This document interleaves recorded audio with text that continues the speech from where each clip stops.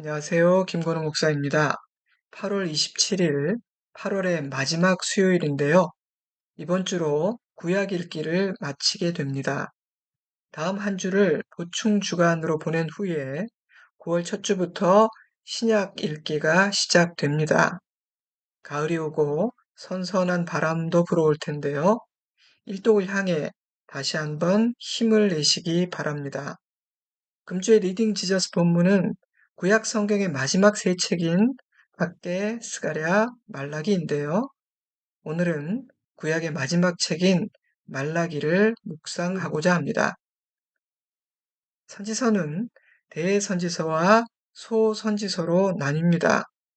메시지의 중요성이나 선지자의 중량감 때문이 아닌 분량의 많고 적음이라는 단순한 기준으로 구분한 것인데요. 대선지서는 이사야, 예레미야, 예레미야가, 에스겔, 다니엘 이렇게 5권이고요. 소선지서는 호세아부터 말라기까지 12권인데 성경 전체에서 아마도 가장 생소한 책들일 것입니다. 말라기는 구약 성경의 마지막 책이며 17권으로 구성된 선지서의 마지막 책인데요. 다른 선지서들에게서 전개되고 발전되어 온 여러 신학적 주제들의 결론 역할을 할 뿐 아니라 구약과 신약을 이어주는 다리 역할을 하는 책이기도 합니다. 말라기와 복음서 사이의 시간을 400년 침묵기라고 부르는데요. 말라기와 마태복음 사이의 400년 동안 하나님은 선지자를 보내지 않으셨고 성경도 기록되지 않았기 때문입니다. 먼저 구약 성경의 마지막 부분에 배치된 세 권의 책, 학개, 스가랴, 말라기의 관계에 대해 간단하게 살펴보자면 이들은 모두 호로 귀한 시대의 선지자들이지만 이 세 권의 책이 기록된 시기는 다릅니다. 학개와 스가랴는 성전 재건 중에 쓰여진 책들로 머지않아 성전이 완공될 것을 기대하고 있는데 반해 말라기는 성전이 완성되었을 뿐 아니라 그곳에서 예배를 드리기 시작한 지 상당한 시간이 흘렀음을 암시하고 있기 때문입니다. 때문에 학자들은 학개와 스가랴가 예언한 후 짧게는 60여 년, 길게는 100여 년 후에 말라기가 예언한 것으로 이해하고 있습니다. 학자들은 이 말라기서가 에스라 느헤미야 시대를 배경으로 하고 있는 책이라고 짐작합니다. 말라기가 다루는 많은 이슈들이 에스라와 느헤미야가 고민했던 것과 동일하기 때문입니다. 예를 들어 말라기 2장 11절 12절은 이스라엘 사람들이 이방인들과 결혼한 것을 책망하고 있는데요. 이 일은 에스라 느헤미야 시대의 큰 사회적 문제였습니다. 또한 말라기는 가난한 자들을 착취하는 것을 포함한 사회의 부조리와 부패를 비난하고 있는데 이 역시 느헤미야가 뿌리 뽑고자 했던 것들이죠. 이외에 많은 것들이 말라기가 에스라 느헤미야 시대를 배경으로 하고 있음을 암시하고 있습니다. BC 537년 유다의 남은 자들이 처음으로 귀환하여 총독 스룹바벨과 대제사장 여호수아의 지휘 아래에서 성전 재건을 시작했습니다. 그러나 그들이 처음에 가졌던 기대와 흥분은 점차 무기력과 무관심으로 바뀌어 가게 되죠. 그로부터 약 80여 년의 세월이 흐른 후 BC 458년경에 에스라가 BC 444년경에 느헤미야가 돌아와 하나님의 율법을 가르치고 성벽을 재건하게 됩니다. 그때 일시적으로 부흥이 일어났습니다. 그러나 유다 백성들은 하나님의 심판을 받아 이방 땅에 포로로 잡혀가게 만든 원인이 되었던 과거의 죄, 조상들의 죄로 다시 돌아가고 있었습니다. 때문에 그들은 자신이 하나님으로부터 얼마나 멀어지고 있는지를 알아야 했습니다.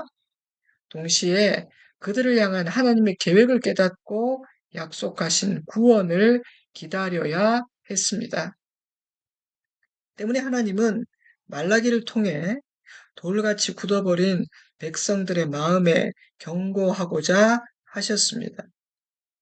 그들의 죄악에도 불구하고 하나님은 여전히 그들을 사랑하셨기에 주의 말씀을 듣고 돌아오는 자들을 구원하기 원한다는 사실을 백성들에게 전하여 돌이키고 깨어 준비하게 하기 위함이었습니다. 하지만 유다 백성들은 그러한 하나님의 사랑을 느끼지 못하고 있었습니다. 심지어 자신들의 어긋날 행실과 범죄함에 대해서는 생각하지 않고 오히려 하나님을 원망하고 하나님에 대해 섭섭한 마음을 표현하기도 했습니다. 때문에 말라기서는 수사적인 의문문들과 냉소적인 표현들을 사용하며 백성들의 죄를 적나라하게 드러내고 있습니다. 말라기서는 이렇게 시작이 됩니다. 1장 2절 3절이에요. 내가 너희를 사랑하였노라 하나 너희는 이르기를 주께서 어떻게 우리를 사랑하셨나이까 하는도다. 나 여호와가 말하노라. 에서는 야곱의 형이 아니냐? 그러나 내가 야곱을 사랑하였고 에서는 미워하였도다. 내가 너희를 사랑하였노라. 말라기의 서두에 등장하는 이 짧은 문장은 말라기의 핵심 주제입니다. 이어지는 내용을 읽어보면요. 그들은 하나님의 사랑을 받을 만한 자격이 없는 패역한 민족이었습니다. 그럼에도 불구하고 하나님은 여전히 이들을 사랑하셨습니다. 선지자를 통해 주어지는 책망과 경고는 그들을 향한 하나님의 깊고 신실한 사랑에 기반한 것이었습니다. 하나님이 원하는 것은 심판이 아니라 그들의 구원이었고 때문에 그들이 선지자의 음성을 듣고 돌이키기를 바라셨습니다. 그러나 이스라엘은 증거를 요구했습니다. 우리를 사랑하신다고요? 증거가 뭡니까? 아닌 것 같은데요? 그야말로 적반하장이었습니다. 그럼 그들을 향해 하나님은 이삭의 쌍둥이 아들 야곱과 에서 이야기를 꺼내십니다. 하나님은 야곱을 사랑하고 에서를 미워했다고 말씀하십니다. 야곱과 에서의 행위에서 비롯된 일이 아닌 하나님의 주권적인 결정이며 자격 없는 자에게 베푸신 일방적인 은혜였습니다. 사실요, 야곱과 에서 모두 하나님께서 택하여 사랑하실 만한 자격을 갖춘 자는 아니었기 때문입니다. 때문에 야곱과 에서 모두가 하나님의 미움과 심판을 받는 것이 더 합당했습니다. 그런데 하나님은 야곱을 사랑하셨습니다. 하나님은 이렇게 반문하고 계신 겁니다. 옛적에 내가 형편없는 야곱을 일방적으로 선택하고 사랑했다면 그의 후손인 너희들도 조건 없는 사랑으로 대하지 않겠느냐? 반문하신 것이죠. 그러나 유다 백성들은 그런 하나님의 사랑을 저버리고 하나님을 거역하고 범죄했습니다. 때문에 하나님은 그들의 죄를 조목조목 지적하십니다.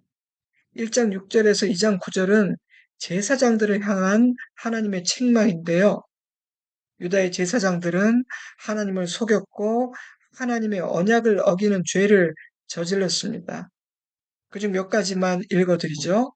하나님의 책망 중 몇 구절만 읽어드리겠습니다.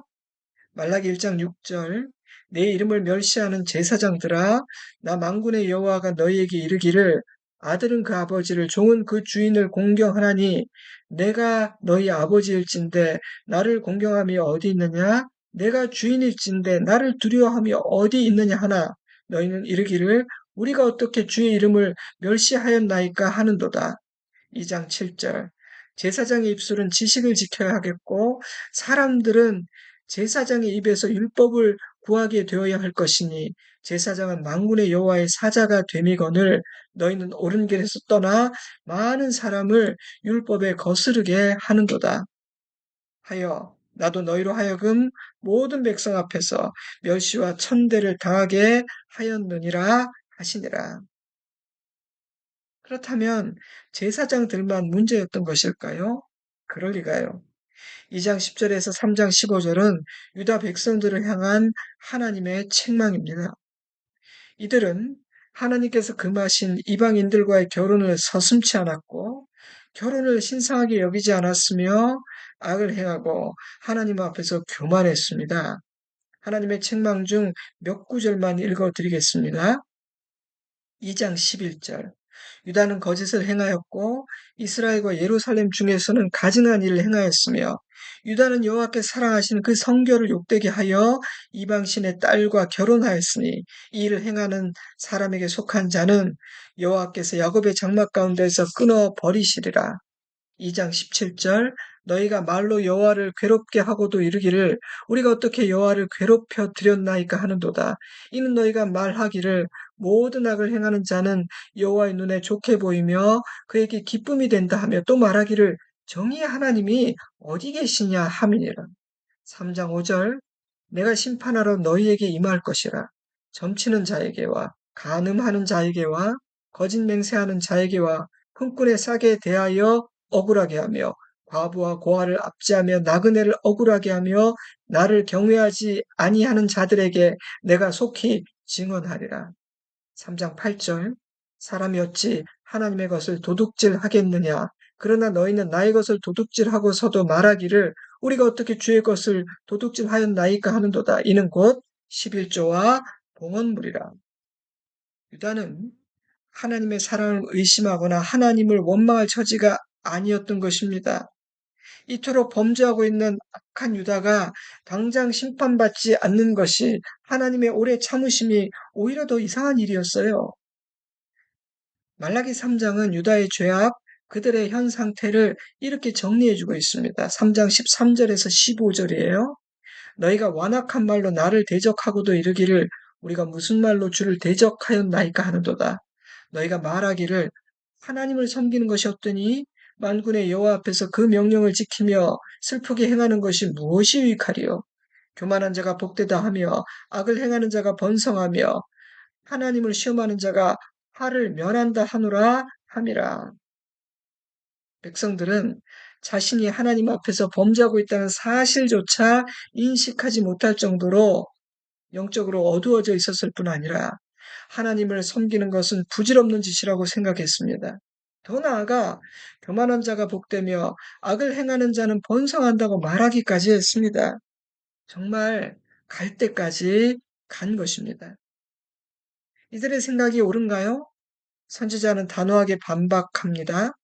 하나님은 그들의 어리석은 언행에 대해 이렇게 선포하십니다. 3장 16절, 17절, 18절. 여호와께서 그것을 분명히 들으시고 여호와를 경외하는 자와 그 이름을 존중히 여기는 자를 위하여 여호와 앞에 있는 기념책에 기록하셨느니라. 나는 내가 정한 날에 그들을 나의 특별한 소유로 삼을 것이요 내가 그들을 아끼리니 그때 너희가 돌아와서 의인과 악인을 분별하고 하나님을 섬기는 자와 섬기지 아니하는 자를 분별하리라. 하나님은 여호와를 경외하는 자들을 아끼시며 그들을 특별한 자기의 소유로 삼으실 것이라고 선포하십니다. 하나님은 모든 것을 보고 계시며 모든 것을 기록하고 계십니다. 그리고 정하신 그날이 되면 의인과 악인, 하나님을 섬기는 자와 섬기지 아니하는 자를 구별하실 것입니다. 그러므로 이 땅에서 불의한 자들이 잠시 형통하는 것처럼 보인다 하여 하나님을 대적하고 함부로 입을 열어서는 안 되는 것입니다. 마지막 장인 4장은 하나님의 권고를 담고 있습니다. 먼저 1절에서 3절을 읽어드릴게요. 용광로 불같은 날이 이르리니 교만한 자와 악을 행하는 자는 다 지푸라기 같을 것이라. 그 이르는 날에 그들을 살라 그 뿌리와 가지를 남기지 아니할 것이로되 내 이름을 경외하는 너희에게는 공의로운 해가 떠올라서 치료하는 광선을 비추리니 너희가 나가서 외양간에서 나온 송아지같이 뛰리라. 또 너희가 악인을 밟을 것이니 그들이 내가 정한 날에 너희 발바닥 밑에 재와 같으리라. 3장에서 이미 선포된 바 있는 하나님의 심판과 구원의 날이라는 주제가 다시 한번 등장합니다. 4장에서 날이라는 단어는 1절에서 2번, 3절, 4절, 5절에서 한 번씩 모두 5번이나 사용됩니다. 그날은요, 하나님의 공의가 온전히 실현되는 날입니다. 때문에 교만한 자와 악을 행하는 자에게는 모든 것을 불태워 재가 되게 만드는 무서운 심판의 날이 될 것이며 여호와의 이름을 경외하고 여호와를 섬기는 자들에게는 구원의 날, 승리의 날이 될 것입니다. 그날의 의인들은 외양간에서 나온 송아지처럼 기뻐 뛰게 될 것입니다. 그러니 악을 행하는 자가 번성한다느니 여호와를 경외하는 것이 무의미하다더니와 같은 말은 어불성설이며 어리석은 말입니다. 그날에 모두가 알게 될 것입니다. 후회해도 늦을 것입니다. 말라기는 이런 권면으로 마무리됩니다. 4절에서 6절입니다. 너희는 내가 호렙에서 온 이스라엘을 위하여 내 종 모세에게 명령한 법 곧 율례와 법도를 기억하라. 보라, 여호와의 크고 두려운 날이 이르기 전에 내가 선지자 엘리야를 너희에게 보내리니 그가 아버지의 마음을 자녀에게로 돌이키게 하고 자녀들의 마음을 그들의 아버지에게로 돌이키게 하리라. 돌이키지 아니하면 두렵건대 내가 와서 저주로 그 땅을 칠까 하노라 하시니라. 크게 두 가지 권면이 담겨 있습니다. 첫째, 하나님께서 주신 율법, 여호와의 말씀을 지키라는 것입니다. 여호와의 말씀에 귀를 기울이고 순종하라는 것입니다. 결국 그들의 운명은 바로 이 지점에서 갈리게 될 것입니다. 둘째, 여호와의 크고 두려운 날이 오기 전에 여호와께로 돌아오라는 것입니다. 이 예언을 주신 궁극적인 목적이죠. 이 예언의 일차적인 성취는 세례 요한의 등장과 예수님의 초림으로 성취되었습니다. 그리고 이 예언의 궁극적인 성취는 예수님의 재림으로 성취될 것입니다. 여호와의 크고 두려운 날이 이르기 전에 선지자 엘리야를 보내겠다 말씀하셨는데요. 그러므로 엘리야의 등장은 여호와의 날이 아주 가까이 다가왔음을 의미할 것입니다. 근데 그 엘리야가 누구인지는 알 수 없습니다. 많은 거짓 선지자들이 자신이 엘리야라고 말할 거예요. 하지만 그가 와서 할 일은 분명합니다. 이것이 그가 주의 참 선지자인지 아닌지를 구별하는 잣대가 될 거예요. 그는 어떤 일을 합니까?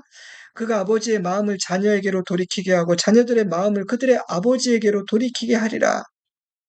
그는 다시 오실 주님을 맞이할 준비를 하여 더 많은 자들이 구원받을 수 있기를 원하시는 그 주님께서 보내신 사자입니다. 그러므로 그는 자기를 드러내거나 자기를 높이지 않고 하나님을 증거하고 하나님을 맞이할 마음밭을 만들 것입니다. 그의 말을 듣고 돌이키면 구원받을 것이지만 만약 돌이키지 않는다면 심판을 피할 수는 없을 것입니다. 그가 전하는 메시지는 인류에게 주어지는 마지막 기회가 될 것입니다. 그러므로 그 메시지 앞에서 하는 선택은 매우 매우 중요합니다. 마지막 기회니까요. 자, 이렇게 말라기를 끝으로 구약 성경은 마무리됩니다. 그리고 400년간의 침묵기가 이어지고 그 침묵기가 끝날 때 예수께서 이 땅에 오십니다.